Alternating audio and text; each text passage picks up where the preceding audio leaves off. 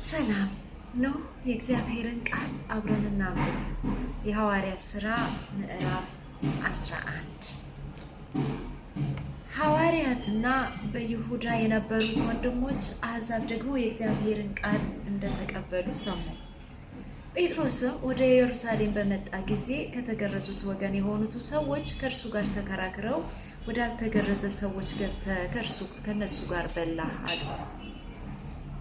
ጴጥሮስ ግን ከመጀመሪያው ጀምሮ በተራ ገለጠላቸው፣ እንዲህም አለ። እኔ በኢዮጴ ከተማ ስጸልይ ሳለሁ ተመስጬ ራእይ አየሁ። ታላቅ ሸማ የመሰለ ዕቃ በአራት ማዕዘን ተይዞ ከሰማይ ወረደና ወደ እኔ መጣ። ይህንንም ትኩር ብዬ ስመለከት አራት እግር ያላቸው የምድር እንስሶች፣ አራዊትንም ተንቀሳቃሾችንም የሰማይ ወፎች አየሁ። ጴጥሮስ ሆይ ተነሳ፣ አርደ ብላ የሚለኝን ድምፅ ሰማሁ። እኔም ጌታ ሆይ አይሆንም፣ እርኩስ ወይም የሚያስጸይፍ ከቶ ወደ አፌ ገብቶ አያውቅምና አለ። ሁለተኛም እግዚአብሔር ያነጻውን አንተ አታርክሰው የሚል ድምፅ ከሰማይ መለሰልኝ። ይህም 3 ጊዜ ሆነ። እንደገናም ሁሉ ወደ ሰማይ ተሳበ። እነሆም ያን ጊዜ 3 ሰዎች ከቂሳሪያ ወደ እኔ ተልከው ወዳለሙበት ቤት ቀረቡ። መንፈስም ሳልጠራጠር ከነሱ ጋር እሄድ ዘንድ ነገረኝ። እነዚህም 6 ወንድሞች ደግሞ ከእኔ ጋር መጡ። ወደዚያ ሰው ቤትም ገባን። እርሱም መልአክ በቤቱ ቆሞ እንዳየና ወደ ኢዮጴ ሰዎች ልከ ጴጥሮስ የተባለው ስምዖንን አስመጣ። እርሱም አንተና የቤት ሰዎች ሁሉ የምትድኑበትን ነገር ይነግርሃል እንዳለው ነገረን። ለመናገርም በጀመርኩ ጊዜ መንፈስ ቅዱስ ለእኛ ደግሞ በመጀመሪያ እንደወረደ ለእነሱ ወረደላቸው። ዮሐንስም በውሃ አጠመቀ፣ እናንተ ግን በመንፈስ ቅዱስ ትጠመቃላችሁ ያለውም የጌታ ቃል ትዝ አለኝ። እንግዲህ እግዚአብሔር በጌታና በኢየሱስ ክርስቶስ ላመንነው ለእኛ ደግሞ እንደሰጠን ያን ስጦታ ለእነሱ ከሰጠ እግዚአብሔርን ለመከልከል እችል ዘንድ እኔ ማን ነበርኩ?